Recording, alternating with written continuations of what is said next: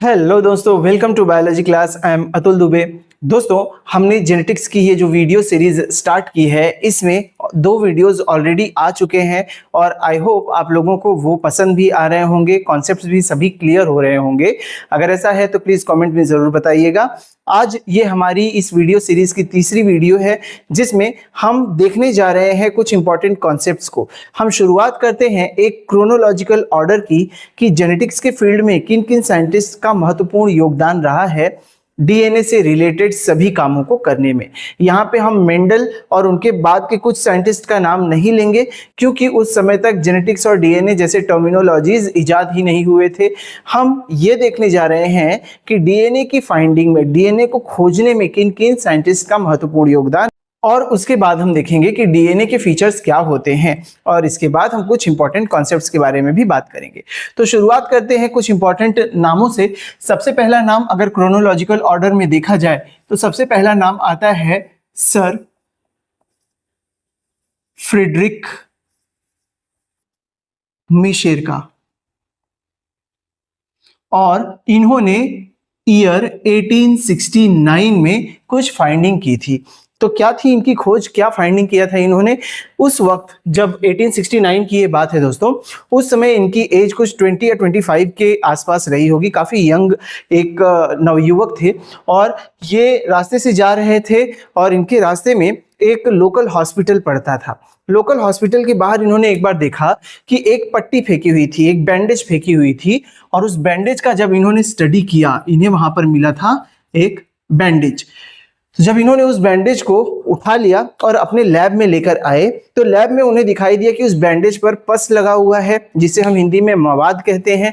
और आपने देखा होगा जब कभी भी वुंड्स हो जाते हैं, घाव या चोट लगा हुआ होता है, तो उसके खराब होने की कंडीशन में वो पीले रंग का हो जाता है, उसी को हम पस या फिर मवाद हिंदी में कहते हैं।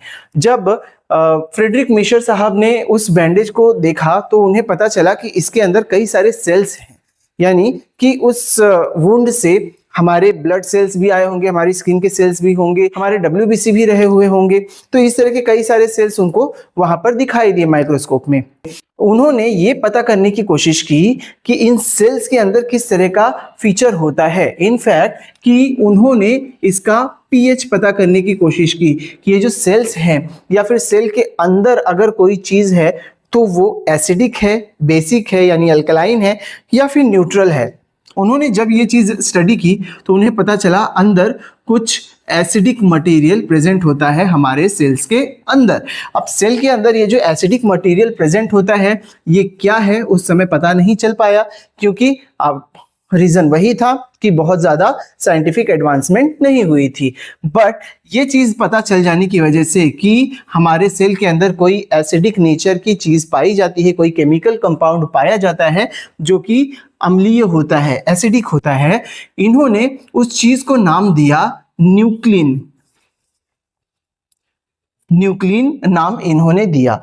उसका पता नहीं चल पाया वो क्या है। बाद में इसी न्यूक्लिन को कहा गया न्यूक्लिक एसिड। ध्यान रखिए, ये बहुत समय के बाद कहा गया। उनके समय में कोई भी नहीं जानता था कि न्यूक्लिक एसिड क्या होता है। और बाद में ये भी पता चल गया कि ये न्यूक्लिक एसिड 2 तरह के होते हैं। एक होता है डीऑक्सी न्यूक्लिक एसिड और दूसरा होता है राइबो न्यूक्लिक एसिड। इसे हम शॉर्ट में लिखते हैं DNA। Na यहां से आया है, D ये वाला है, और इसे हम कहते हैं RNA। राइट, ये सब कुछ बाद में पता चला था, मगर इसकी खोज शुरू हुई थी इन्हीं से, फ्रेडरिक मिशर साहब से, जिन्होंने 1869 में ये बैंडेज को स्टडी करके इन्होंने एसिडिक पीएच का मटेरियल सेल के अंदर खोजा था और उसे नाम दिया था न्यूक्लिन, जिसे बाद में चल के न्यूक्लिक एसिड कहा गया। और बाद में और डेवलपमेंट होने के बाद और विज्ञान का विकास होने के साथ साथ हमें पता चल गया कि वो 2 तरह के न्यूक्लिक एसिड्स भी होते हैं। बट बेसिकली वो यहां से शुरू हुआ था। फ्रेडरिक मिशर के बाद जो अगला नाम आता है दोस्तों इस क्रोनोलॉजिकल ऑर्डर में, उनके बारे में तो हम काफी डिटेल में पढ़ चुके हैं और उनका नाम भी ऑलमोस्ट यही है, बस स्पेलिंग थोड़ी सी अलग होगी। इनका नाम है फ्रेडरिक ग्रिफिथ। राइट, और इन्होंने अपनी खोज को पब्लिश किया था 1928 में। इन्होंने हमें जो चीज बताई थी उसे हम कहते हैं ट्रांसफॉर्मिंग प्रिंसिपल, रूपांतरण का सिद्धांत, राइट।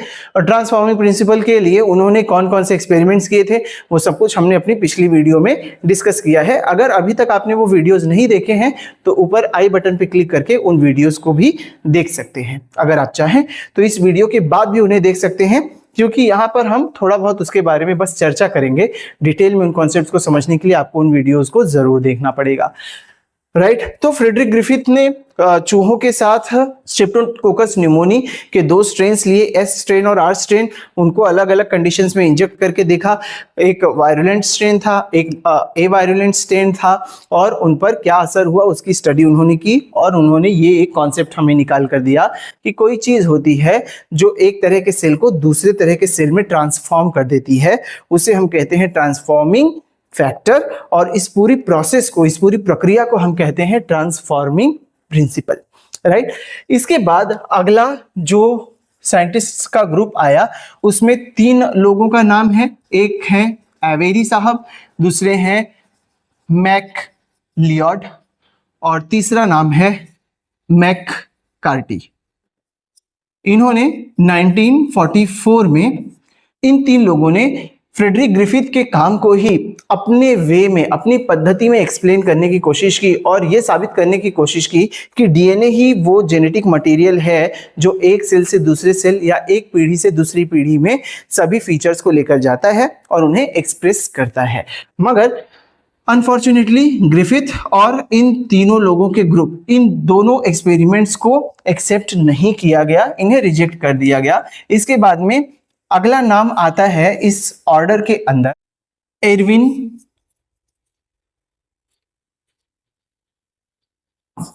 चारगाफ साहब का।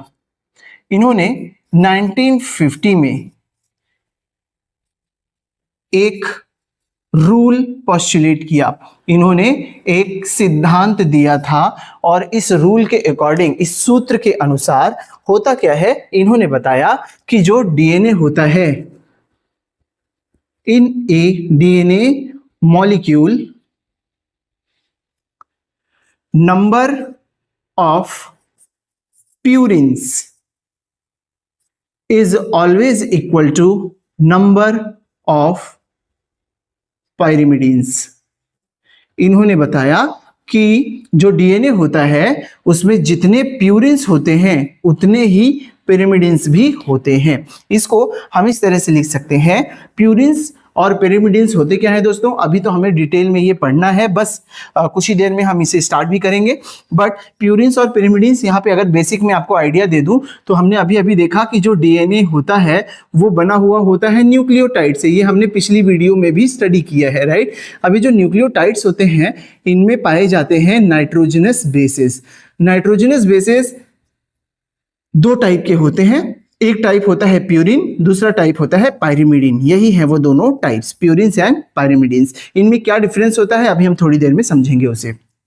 ये जो प्यूरिन्स होते हैं ये खुद 2 टाइप के होते हैं, एक को कहते हैं ए फॉर एडेनिन, और दूसरा होता है जी फॉर गुआनिन। पायरिमिडिन्स वैसे तो 3 टाइप के होते हैं, मगर अगर हम डीएनए के बारे में बात करें तो सिर्फ डीएनए में जो न्यूक्लियोटाइड्स होते हैं उसमें जो नाइट्रोजनस बेस होता है उसमें जो पायरिमिडिन होते हैं वो 2 ही टाइप के होते हैं, एक होता है साइटोसिन और दूसरा होता है थाइमिन, राइट। तो 2 प्यूरिन्स होते हैं ए एंड जी, 2 पायरिमिडिन्स होते हैं सी एंड टी। हम डिटेल में इन्हें भी थोड़ी देर में पढ़ेंगे। तो अगर इस फॉर्मूला को इस हिसाब से लिखा जाए तो चारगाफ साहब ने जो रूल दिया था, उन्होंने कहा था कि in a DNA molecule A plus G is equal to C plus T, right. यानी जितने प्यूरिन्स होंगे उतने ही पायरिमिडिन्स भी होंगे। इसे हम दूसरे तरीके से ऐसे भी लिख सकते हैं कि the ratio of purines and pyrimidines is always equal to 1। Ratio का मतलब होता है अनुपात, यानी कि जितने प्यूरिन्स होते हैं उनका अनुपात और जितने पायरिमिडिन्स होते हैं उनका अनुपात हमेशा 1 होगा, राइट। तो ये 2 रूल्स हैं, या आप कह सकते हैं 2 फॉर्मूले हैं जो चारगाफ साहब ने पोस्टुलेट किए थे। इनका पूरा नाम है एरविन चारगाफ, राइट। तो यहाँ तक हम लोगों ने इन 4 लोगों के बारे में बात कर ली है। पहला है फ्रेडरिक मिशेल। इन्होंने बैंडेज में से पस सेल्स को स्टडी करके हमें ये बताया कि उसके अंदर, सेल के अंदर कोई एसिडिक मटेरियल होता है जिसका उन्हें नाम नहीं पता था, तो उन्होंने उसे नाम दे दिया न्यूक्लीन, राइट। मैं यहाँ पे लिख भी देता हूँ, इनसे रिलेटेड इंपॉर्टेंट टर्म है ये न्यूक्लीन, ये टर्म दिया था। ट्रांसफॉर्मिंग प्रिंसिपल दिया था फ्रेडरिक ग्रिफिथ ने 1928 में। उसके बाद 3 लोगों का ग्रुप आया, एवेरी, मैक्लियोड और मैककार्टी। इन्होंने 1944 में ग्रिफिथ के ही काम को रिफॉर्म किया और वहां से इन्होंने ये बताने की कोशिश की कि DNA is the genetic material. कुछ समय के बाद, इनके लगभग 6 साल के बाद में, एरविन चारगाफ ने जब डीएनए को स्टडी किया तो उन्हें पता चला कि डीएनए के अंदर जितने प्यूरिन्स होते हैं उतने ही पायरिमिडिन्स होते हैं। तो उन्होंने ये 2 फॉर्मूले हमको दिए, A+G=C+T, या फिर इसको हम रेशियो के फॉर्म में लिख सकते हैं, the ratio of purines and pyrimidines is always equal to 1 in a DNA molecule only। ये हम सिर्फ डीएनए की बात कर रहे हैं, यहाँ पर आरएनए, प्रोटीन, कार्बोहाइड्रेट, फैट किसी की बात नहीं हो रही, सिर्फ डीएनए की बात हो रही है, राइट। अब इसके बाद अगर हम देखें तो अगला जो 5वें नंबर पर आएगा, यहां पर हमने लिख दिया है कि इन्होंने एक रूल हमें दिया था, या जिसको हम फॉर्मूला भी कह सकते हैं, इसे कहा जाता है चारगाफ्स रूल या चारगाफ्स फार्मूला। अब इसके बाद जो 5वें नंबर पर आता है, ये भी साइंटिस्ट का एक ग्रुप ही है, और इन्होंने तो ये साबित ही कर दिया कि डीएनए ही हमारा जेनेटिक मटेरियल होता है। ये 2 लोगों का ग्रुप है। पहला नाम है एल्फ्रेड हर्शे और दूसरा नाम है मार्था चेज, राइट। इन्होंने ईयर 1952 में ये साबित कर दिया कि DNA is the genetic material, यानी डीएनए ही वो अणु है, वो मॉलिक्यूल है जो एक जनरेशन से दूसरे जनरेशन में पास होता है और सभी फीचर्स को लेकर पास होता है। इन्होंने स्टडी किया था बैक्टीरियोफेज वायरस और उसको एक्सपोज किया था ई कोलाई बैक्टीरिया के ऊपर।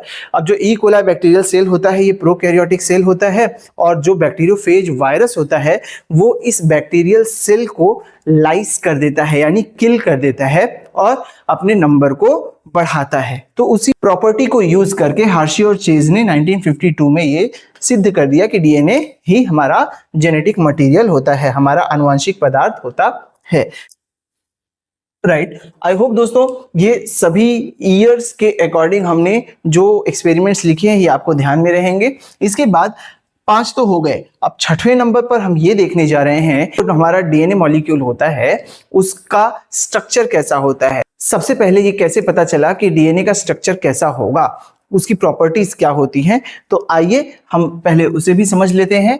तो दोस्तों नंबर 6 यहां पर मैं लिख देता हूं जो हमारे क्रोनोलॉजिकल ऑर्डर में आ रहा है, और यहां पे हम डिस्कस करने वाले हैं discovery of double helix DNA molecule के बारे में, और ये डिस्कवरी हुई थी ईयर 1953 में, यानी कि जस्ट हर्शे और चेज ने जब ये साबित कर दिया कि हमारा जो जेनेटिक मटेरियल होता है वो डीएनए ही होता है, उसके बाद बड़ी तेजी से डीएनए के सभी रिसर्चेज में डेवलपमेंट होना शुरू हो गया। और यहां पर हमें 4 इंपॉर्टेंट नाम देखने को मिलते हैं। सबसे पहला नाम यहां पर आता है मॉरिस विल्किंस का। उनके साथ एक और नाम जुड़ा हुआ है रोजलिंड फ्रैंकलिन का।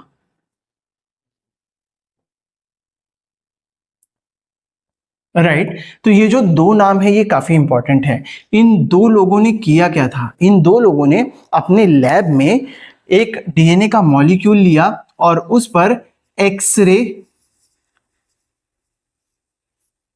डिफ्रैक्शन मेथड से कई सारे फोटो इमेजेस जनरेट किए, जिसमें से फोटो नंबर कहीं किसी एग्जाम में ये भी आ सकता है, क्योंकि बहुत इंपॉर्टेंट पार्ट है ये इस डिस्कवरी का, photo number 51। Photo number 51 important है, क्यों? क्योंकि इसी से डीएनए की सारी प्रॉपर्टी हमको पता चल गई।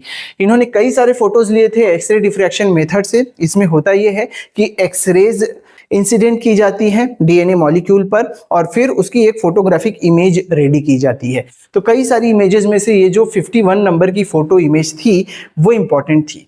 इन दो लोगों ने कई सारी इमेजेस डेवलप की। उन इमेजेस में से ये जो इमेज थी इसको स्टडी किया डिटेल में दो लोगों ने अपने लैब में, और उन दो लोगों का नाम है James Watson and Francis Crick, right. इन दो लोगों ने इस फोटो नंबर 51 को डिटेल में स्टडी किया और हमें दिया प्रॉपर्टीज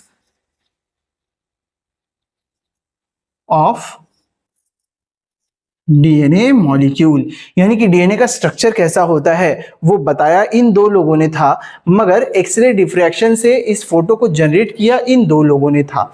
तो बेसिकली यहाँ पे जो मेन नाम आता है इन दो में से वो है मॉरिस, यहाँ पे थोड़ी सी स्पेलिंग मिस्टेक हो गई है, ये नाम आता है मॉरिस विल्किंस का, और Maurice Wilkins plus James Watson plus Francis Crick, इन तीन लोगों को, यानी विल्किंस, वैटसन एंड क्रिक, इन तीन लोगों को मिला था इसके लिए नोबेल प्राइज, और ये नोबेल प्राइज मिला था ईयर 1962 में, राइट। 1953 में इन्होंने डीएनए की प्रॉपर्टीज को एक्सप्लेन किया कि डीएनए का स्ट्रक्चर कैसा होता है, उसमें क्या क्या चीजें पाई जाती हैं, उसकी सैलिएंट फीचर्स क्या क्या हैं, और उसके ठीक 9 साल के बाद 1962 ईयर में इन्हें इस काम के लिए नोबेल प्राइज भी मिला था। इसमें रोज़लिंड फ्रैंकलिन को छोड़ दिया जाए तो बाकी के 3 लोगों को नोबेल प्राइज मिला था। आई होप दोस्तों ये सारी चीजें आपको समझ में आई होंगी। अब हम ये देखने जा रहे हैं कि सैलिएंट फीचर्स ऑफ डीएनए क्या होता है, यानी कि जो डीएनए मॉलिक्यूल है उसकी विशेषताएं क्या है, उसमें क्या खासियत होती है जिसे जेम्स वैटसन और फ्रांसिस क्रिक ने एक्सप्लेन किया था, बताया था।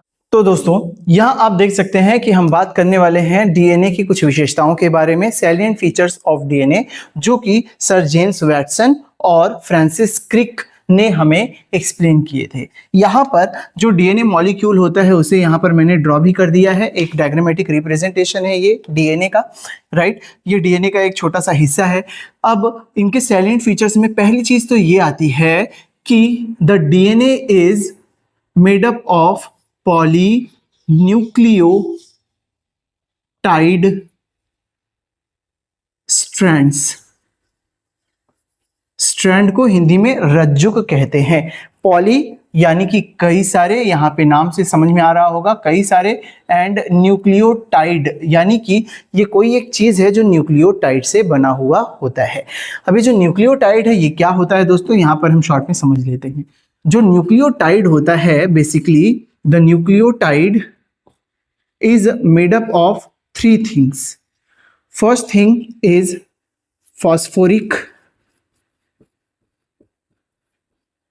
Acid, right. इसे हम अपनी सहूलियत के लिए शॉर्ट फॉर्म में सिर्फ फॉस्फेट मॉलिक्यूल ही कहते हैं, राइट। इसे हम फॉस्फेट मॉलिक्यूल के ही नाम से जानते हैं। तो बेसिकली हम बार बार इसी टर्म का यूज करते हैं, बट ये एक्चुअली होता है फॉस्फोरिक एसिड। इसमें जो दूसरा कंपोनेंट होता है वो होता है एक शुगर, और इस शुगर का नाम होता है राइबोज, राइट। तीसरा जो कंपोनेंट होता है इसका वो होता है नाइट्रोजनस बेसिस। अब ये जो बेसिस हैं बेसिक होते हैं यानी अल्कलाइन होते हैं नेचर में। ये जो फॉस्फोरिक एसिड है ये एसिडिक होता है नेचर में, राइट। अब यहाँ पर आप अगर देखेंगे तो जो नाइट्रोजनस बेसिस होते हैं ये 2 टाइप के होते हैं। मैंने अभी कुछ देर पहले आपको बताया था। पहला टाइप होता है प्यूरिन और दूसरा टाइप होता है पायरिमिडीन्स। हम डीएनए की बात कर रहे हैं तो प्यूरिन्स जो होते हैं ये भी दो टाइप के होते हैं, एक होता है एडेनिन और दूसरा होता है ग्वानिन। पायरिमिडीन्स भी दो टाइप के होते हैं, एक होता है साइटोसिन और दूसरा होता है थाइमिन, राइट। तो ये चार टाइप के नाइट्रोजनस बेसेस होते हैं। बेसिकली अगर मेजर फॉर्म्स पूछे जाए तो दो टाइप के होते हैं, प्यूरिन्स एंड पिरिमिडिन्स। प्यूरिन्स दो टाइप के ए एंड जी, पायरिमिडिन्स दो टाइप के सी एंड टी, राइट। ये है एक न्यूक्लियोटाइड। तो न्यूक्लियोटाइड में होता है फॉस्फेट मॉलिक्यूल, राइबोस जो कि एक शुगर है, और नाइट्रोजनस बेस जो कि इन चार में से कोई एक होगा। तो 1+1+1 ये तीन चीजें मिलकर, ये तीन कंपोनेंट्स मिलकर बनाते हैं एक न्यूक्लियोटाइड। तो यहां पर इन्होंने एक्सप्लेन किया था कि जो डीएनए मॉलिक्यूल होता है वो पॉलीन्यूक्लियोटाइड स्ट्रैंड्स से बना हुआ होता है। स्ट्रैंड क्या होता है दोस्तों, यहां पर आप देख सकते हैं ये जो लाइंस आपको दिखाई दे रही हैं, राइट, यही लाइंस कहलाती हैं स्ट्रैंड। तो यहाँ पे दो लाइंस दिखाई दे रही हैं, एक इस तरफ दिखाई दे रही है और दूसरी इस तरफ दिखाई दे रही है। इसको वैटसन और क्रिक ने इस तरह से एक्सप्लेन किया था कि मान लीजिए कि कोई रस्सी है, दो रस्सियां हैं और उन दो रस्सियों को आपस में लपेटा गया है, ट्विस्ट किया गया है, तो उसी तरह का ये स्ट्रक्चर दिखाई देता है। अब अगर इस ट्विस्ट को हम रिवाइंड कर दें यानी ओपन कर दें तो ये स्ट्रक्चर हमें कुछ ऐसा दिखाई देगा, जैसे कि मान लीजिए ये एक स्ट्रैंड है, ये दूसरा स्ट्रैंड है, और ये जो बीच में लाइंस दिखाई दे रही हैं ये वो लाइंस हैं जो इनको अटैच कर रही हैं, ठीक। तो ये हमको एक सीढ़ी की तरह दिखाई देता है, एक स्टेयरकेस की तरह दिखाई देता है। अब ये जो स्टेयरकेस है इसमें यहाँ पर ये एक स्ट्रैंड है, ये दूसरा स्ट्रैंड है, और ये इसके पायदान होते हैं जिन्हें इंग्लिश में कहा जाता है रंग, राइट। पायदान को अंग्रेजी में रंग्स कहा जाता है, जिन पे हम पैर रख के सीढ़ी के ऊपर चढ़ते हैं। तो उन्होंने बताया कि ये सीढ़ी की तरह एक स्ट्रक्चर होता है जो दोनों स्ट्रैंड्स आपस में ट्विस्टेड होते हैं, एक दूसरे के इर्द गिर्द घूमते रहते हैं, और इसी को इन्होंने अगले पॉइंट में कहा कि the strands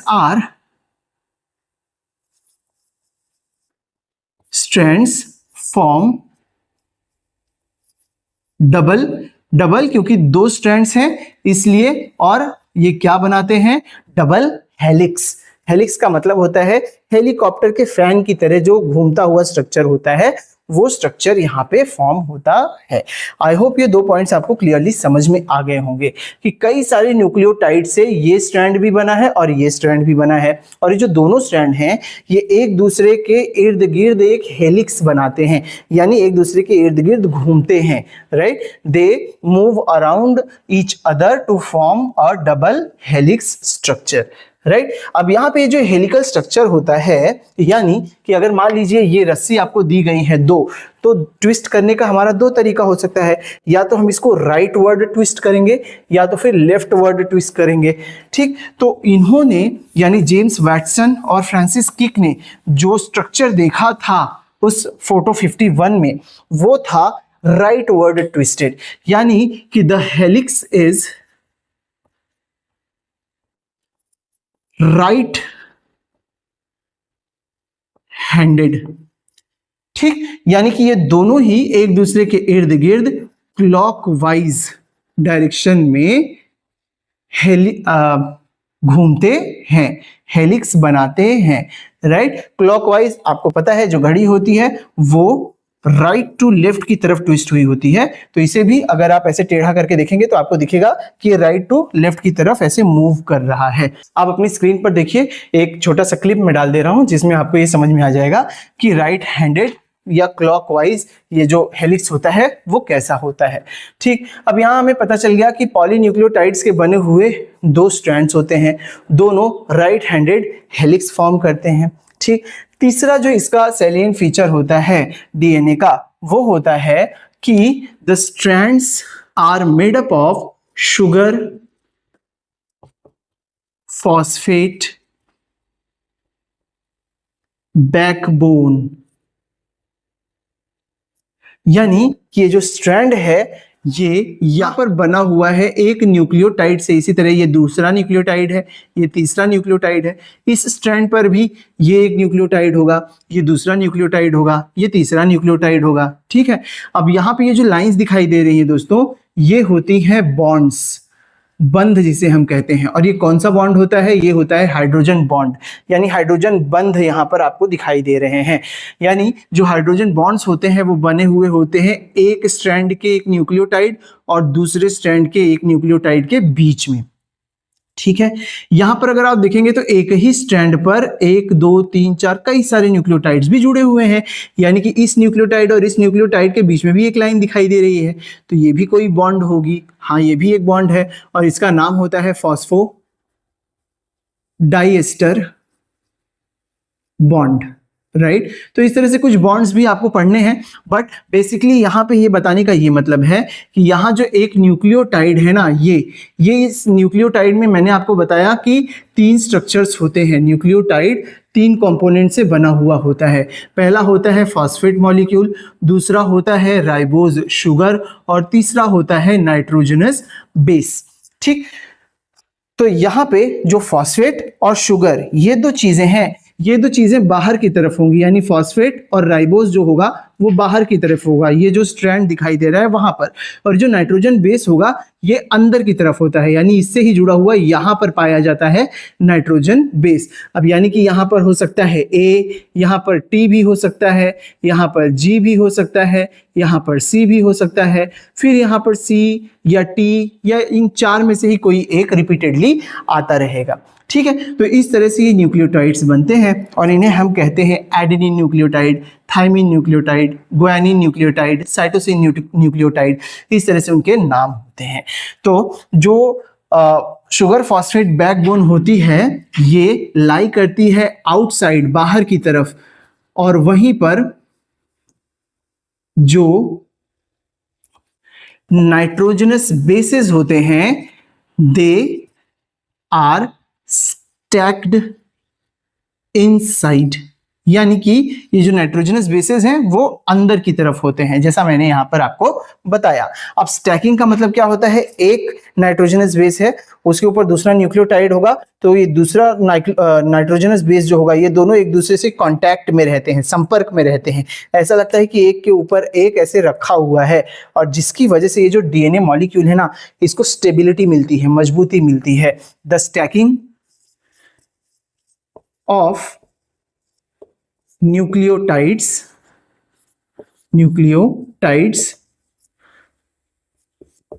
provides stability to the molecule। ये जो डीएनए मॉलिक्यूल है उसको स्थिरता मिलती है, किसकी वजह से? स्टैकिंग की वजह से। एक न्यूक्लियोटाइड के ऊपर दूसरा न्यूक्लियोटाइड जो है वो दोनों एक दूसरे के कांटेक्ट में है।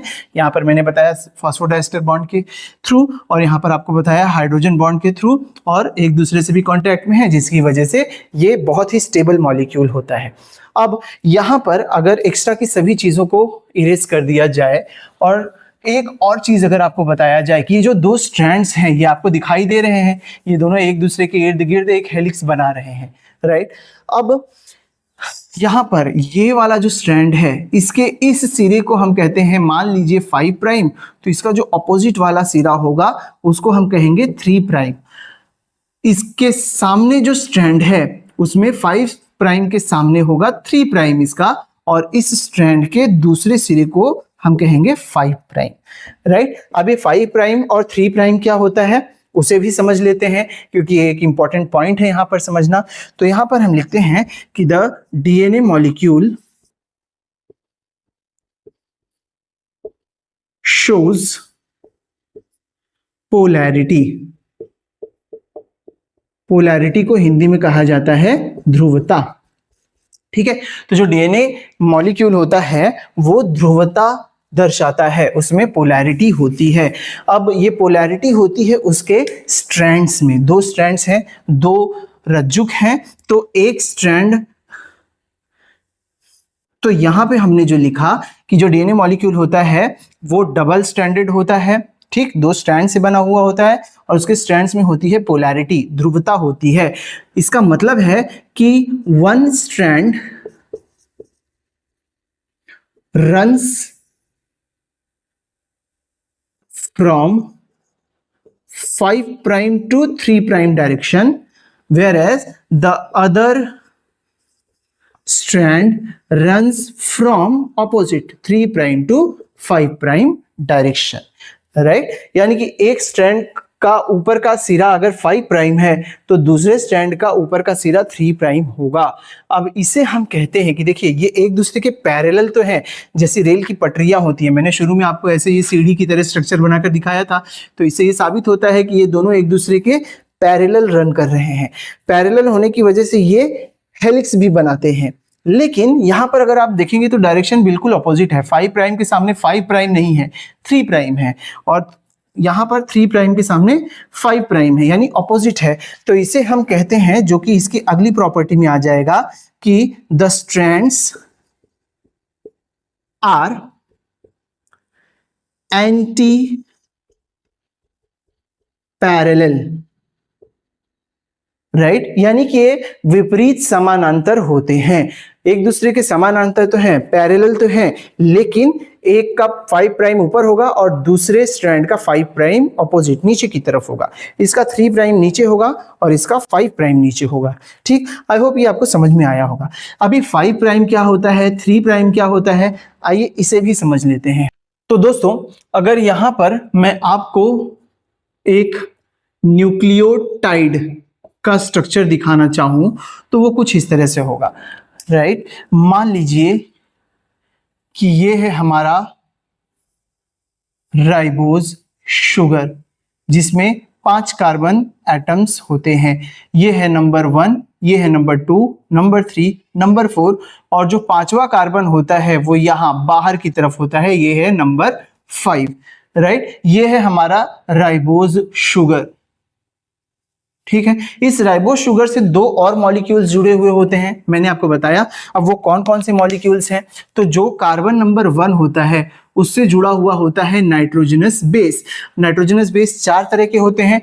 हम यहाँ पे मान लेते हैं कि थायमीन अटैच्ड है, ठीक है। थायमीन यहाँ पर जुड़ा हुआ है कार्बन नंबर 1 के साथ में। अब ये जो कार्बन नंबर 5 है, ये जुड़ा हुआ होता है फॉस्फेट मॉलिक्यूल से। मैंने कहा था कि ये फॉस्फोरिक एसिड होता है, तो इसका मतलब ये है कि इसका फॉर्मूला होता है दोस्तों H3PO4, राइट। इसका अगर यहाँ पे स्ट्रक्चर बनाना चाहें तो बीच में है फास्फोरस का एटम, और इसके साथ में जुड़ा हुआ है एक ऑक्सीजन, यहाँ जुड़ा हुआ है ऑक्सीजन और साथ में एक हाइड्रोजन, यहाँ भी जुड़ा हुआ है ऑक्सीजन और साथ में एक हाइड्रोजन, नीचे की तरफ भी एक ऑक्सीजन और एक हाइड्रोजन जुड़ा हुआ है।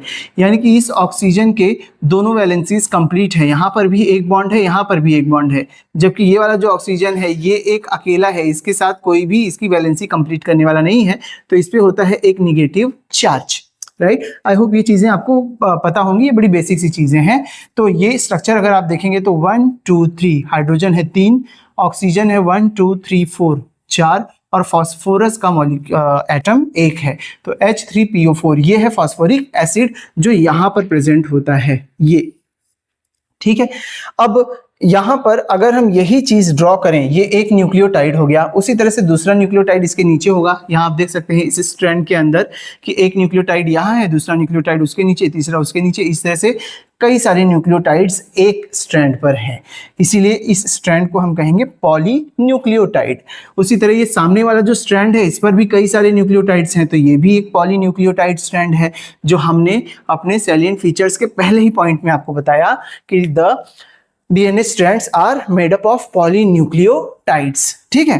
तो यहाँ पर अगर एक दूसरा न्यूक्लियोटाइड हम इसके नीचे ही बनाना चाहें तो वो कुछ इस तरह से हो जाएगा। ये फास्फोरस मॉलिक्यूल है फॉस्फेट का, और इसके साथ में जुड़ा हुआ है ये हमारा शुगर, इसका कार्बन है जो कि जुड़ा हुआ है इस फॉस्फेट के साथ में, और यहाँ पर जुड़ा हुआ है एक नाइट्रोजन बेस, राइट। ये है कार्बन नंबर 1 2 3 4 और ये है 5, कार्बन नंबर 5 जो कि बाहर की तरफ है। अब यहाँ पर अगर आप देखेंगे दोस्तों तो ये जो कार्बन नंबर 5 है इस राइबोज का, ये 5 फॉर्म कर रहा है एक बॉन्ड इस फॉस्फेट के साथ, और ये फॉस्फेट जुड़ा हुआ होता है अगले न्यूक्लियोटाइड के राइबोज के कार्बन नंबर 3 के साथ, इस तरह से, ठीक। उसी तरह से इसका कार्बन नंबर 5 इस फॉस्फेट के साथ जुड़ा है, और ये फॉस्फेट अगले वाले न्यूक्लियोटाइड के फॉस्फेट शुगर के कार्बन नंबर 3 के साथ एक बॉन्ड बनाएगा, राइट। तो इस तरह से एक न्यूक्लियोटाइड के नीचे दूसरा न्यूक्लियोटाइड एक लंबी सी चेन में, एक लंबी सी श्रृंखला में प्रेजेंट होंगे। ठीक है, अब यहाँ पे ये जो बॉन्ड आपको दिखाई दे रहा है, ये बॉन्ड जो carbon number 3 of one nucleotide से carbon number 5 of next nucleotide तक जा रहा है, इसे ही हम कहते हैं फॉस्फो डाइएस्टर बॉन्ड। यही बॉन्ड होता है फॉस्फोडाइएस्टर बॉन्ड। यहां पर अगर आप देखेंगे तो ये एक स्ट्रैंड का स्ट्रक्चर मैंने थोड़ा सा बनाया है, सिर्फ 2 न्यूक्लियोटाइड्स बनाए हैं। इसी तरह से अब ये जो 2 न्यूक्लियोटाइड हैं, ये सामने वाले स्ट्रैंड के 2 न्यूक्लियोटाइड के साथ में हाइड्रोजन बॉन्ड बना रहे हैं, तो इसके सामने जो न्यूक्लियोटाइड होगा उसका भी स्ट्रक्चर हम देख लेते हैं, राइट। अब मैंने आपको यहां पर नीचे इस पॉइंट में बताया है, आप देखें कि ये जो दोनों स्ट्रैंड्स हैं ये होते हैं एंटी पैरेलल, यानी कि समानांतर तो होते हैं एक दूसरे के, साथ साथ में तो चलते हैं, मगर इनका जो सिरा है, इनके जो एंड्स होते हैं वो एंटी पैरेलल होते हैं। यानी कि ये जो शुगर मॉलिक्यूल है ये ऊपर की तरफ है, तो यहाँ ये उल्टा हो जाएगा नीचे की तरफ। तो इसका स्ट्रक्चर बनेगा कुछ इस तरह से। ये जो ऑक्सीजन का एटम आपको ऊपर दिखाई दे रहा है, यहाँ ऑक्सीजन का एटम रहेगा नीचे की तरफ, और इस तरह से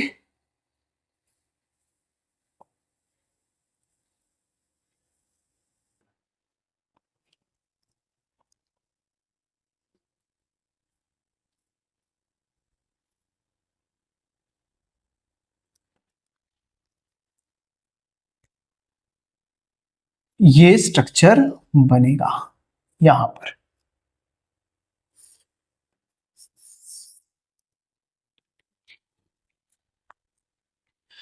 यहाँ ये जुड़ा हुआ होगा फॉस्फेट के साथ, और फॉस्फेट यहाँ जुड़ा होगा अगले न्यूक्लियोटाइड के साथ। यहाँ पर भी ये जुड़ा हुआ होगा फॉस्फेट के साथ, और वो अपने अगले न्यूक्लियोटाइड के साथ जुड़ा हुआ होगा। उसी तरह से यहाँ पर भी ये वाला जो है ये अगले फॉस्फेट के साथ में जुड़ा हुआ होगा, और वो अपने न्यूक्लियोटाइड के साथ में रहेगा। ठीक, अब यहाँ अगर आप ध्यान से देखें सिर्फ यहाँ से लेकर इस पोर्शन को, तो इतने पोर्शन में आपको दिखाई दे रहा है कि 2 न्यूक्लियोटाइड यहाँ इस डायरेक्शन में है, यहाँ 2 न्यूक्लियोटाइड्स बिल्कुल अपोजिट डायरेक्शन में है। यहाँ जो राइबोज शुगर है उसका कार्बन नंबर 1 यहाँ है, 2 यहाँ है, 3, 4 और 5 यहाँ है। तो यहाँ पर जो राइबोज शुगर है उसका कार्बन नंबर 1 ये होगा, क्योंकि कार्बन नंबर 1 वो होता है जिससे नाइट्रोजन बेस जुड़ा हुआ होता है शुगर से, राइट। तो ये नाइट्रोजन बेस है जो हमारे राइबोज शुगर से जुड़ा हुआ है। तो ये हो गया कार्बन नंबर 1, यहाँ नीचे की तरफ है 2, और ये है कार्बन नंबर 3, यहाँ है 4, और ये बाहर की तरफ आ गया 5। यहाँ पर ये जुड़ा हुआ है एक बॉन्ड के साथ फॉस्फेट मॉलिक्यूल से, और इन टर्न फॉस्फेट मॉलिक्यूल जुड़ा हुआ है अगले न्यूक्लियोटाइड के साथ। यहाँ पर कार्बन नंबर 1, 2, 3, 4 और ये है 5, राइट। अब अगर आप सिर्फ राइबोज को ही देखें दोनों स्ट्रैंड्स में, तो आपको ये एंटी पैरेलल प्रॉपर्टी बड़े आसानी से दिखाई दे जाएगी, राइट। अब अगर आप यहाँ पर देखें तो ये जो ये जो राइबोज शुगर है इसमें कार्बन नंबर 5 है ऊपर की तरफ यहाँ, और कार्बन नंबर 3 है नीचे की तरफ। सेम यहाँ भी है, कार्बन नंबर 5 ऊपर की तरफ, कार्बन नंबर 3 नीचे की तरफ। तो ये जो पूरा स्ट्रैंड होगा, इस पूरे स्ट्रैंड में, पूरे रज्जुक में सेम स्ट्रक्चर होगा। तो कार्बन नंबर 5 जो ऊपर की तरफ है, इसीलिए इस वाले सिरे को हम कहते हैं 5 प्राइम, और कार्बन नंबर 3 नीचे की तरफ है, इसलिए इसके निचले सिरे को हम कहेंगे 3 प्राइम, जो हमने यहाँ पर ड्रॉ करके आपको बताया है। इस स्ट्रैंड में ऊपर की तरफ है 5 प्राइम और नीचे की तरफ है 3 प्राइम। उसका बिल्कुल अपोजिट यहाँ पर है।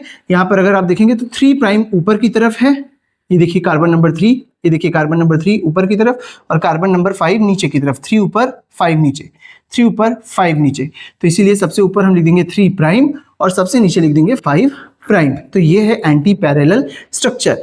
एक स्ट्रैंड का 5 प्राइम दूसरे स्ट्रैंड के 3 प्राइम के सामने होता है, इसको हम कहते हैं anti parallel structure, right. I hope ये वाली प्रॉपर्टी आपको अच्छे से समझ में आई होगी दोस्तों।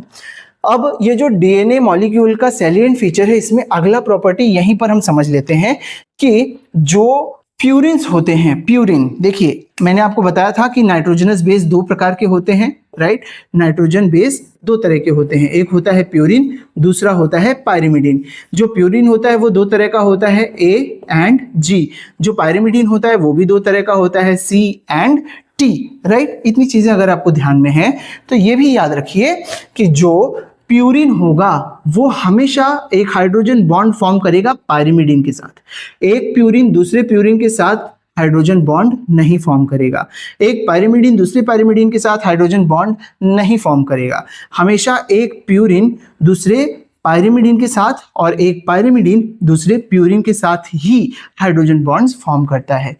इसमें भी जो एडेनिन होता है दोस्तों, ये थाइमिन के साथ, उसी तरह से थाइमिन एडेनिन के साथ, और जो ग्वानिन होता है वो साइटोसिन के साथ, उसी तरह से साइटोसिन ग्वानिन के साथ हाइड्रोजन बॉन्ड्स फॉर्म करते हैं। ये इसकी अगली प्रॉपर्टी है। अगली प्रॉपर्टी क्या कहती है?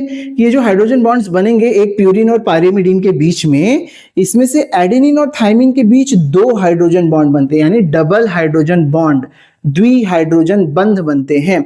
वहीं ग्वानिन और साइटोसिन के बीच में ट्रिपल हाइड्रोजन बॉन्ड यानी 3 हाइड्रोजन बंध बनते हैं। ये भी चीज ध्यान में रखिए।